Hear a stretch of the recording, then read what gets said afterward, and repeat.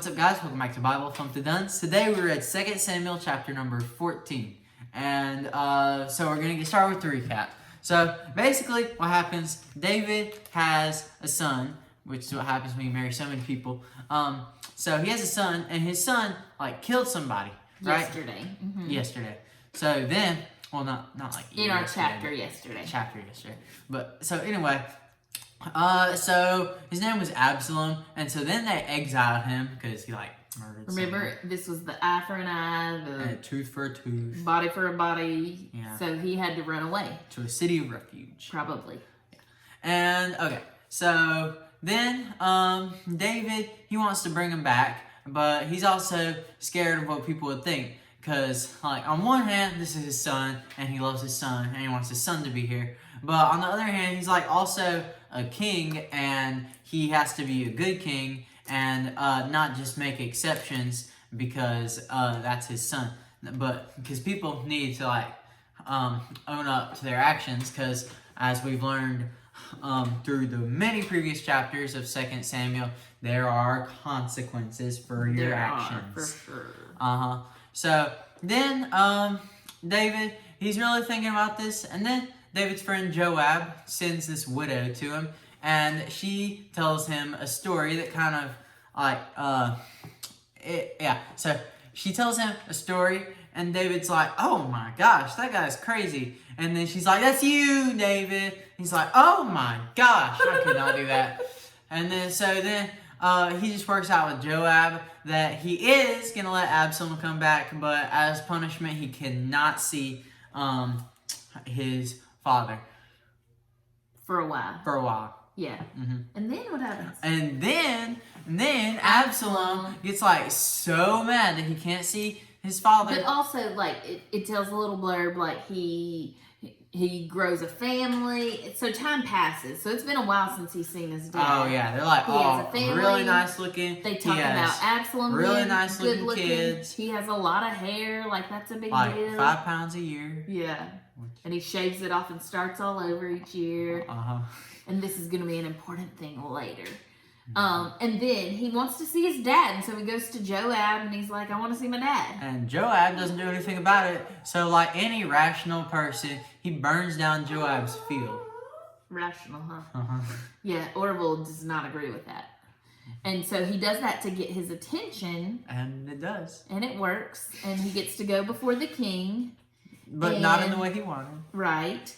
And so Absalom goes before his dad, and his dad kisses him, and that's kind of how the chapter ends. So this chapter is one of those chapters that kind of furthers the story along. These are important factors, but I guess it shows us a lot about the character of the characters, the character behind these people that we're reading about. We see David, and this is the second time that I can think of. I think of when Nathan goes to him after his sin. We see people going to him, and maybe because he's king, maybe because it's his personality where he loves story, and they're telling him things. They're trying to show him things about himself, but they can't be like, you're being dumb, because he's the king. Yeah, who knows how he's going to react. But they're like, once upon a time, there was a guy, and his name was David. I'm just playing.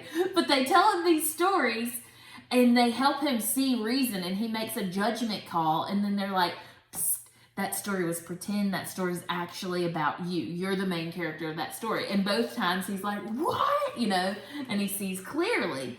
And so in this situation, we see that again, and it makes me wonder and I know in my own life, sometimes when I have problems, when I have things I need to make a decision on, I struggle maybe because my emotions are part of that decision making. Maybe I'm too invested in that. Maybe it's about my own kids and I'm too invested in them, and it's hard to see clearly. It's hard to make a judgment. But when these people come to him about David and his son Absalom, he can say, oh, that's an easy decision. Here's the judgment. And when it takes your emotions out of it, and when you are making a judgment on a stranger or someone you're not emotionally invested in, you can see more clearly. And so I see that about David. I see that he really has a heart for story, and he sees clearly situations when he is presented information in that way. I'm the same way. I love story. We also see Absalom, and honestly, I'm just off put by his character. He's a good example of what not to do. Yes, we were talking about, okay, what does this tell us about being a follower of the way? Well, followers of the way don't kill people or light their fields on fire. Yeah, they don't throw a tantrum because they're not getting attention and destroy someone's everything, someone's way of making income. So Joab, yes, he was the commander of the army. It was the rule, though, remember, eye for an eye, tooth for a tooth, donkey for a donkey, whatever, those kinds of things. If your field caught on fire, and you can go in the Old Testament and look, which we're in the Old Testament, but you can go in the law and look. If your field burns down or whatever, whoever is responsible for that, they have to make restitution. They have to take care of that. And so Absalom knew that like he was making a smart decision. Oh, if Joab's gonna ignore me, I'll make sure he has to talk to me. And so he burns his field down. Totally rational. Yeah, and he got to see his dad. Not cray at all. And so he knew Joab would have to come to him as the person who did that to make sure, to make sure he didn't lose all of his income. And by that, Bradley got what he wanted. But we see Absalom's character. He's a little bit entitled. We continue to see that. And I think we're going to continue to see that throughout this book.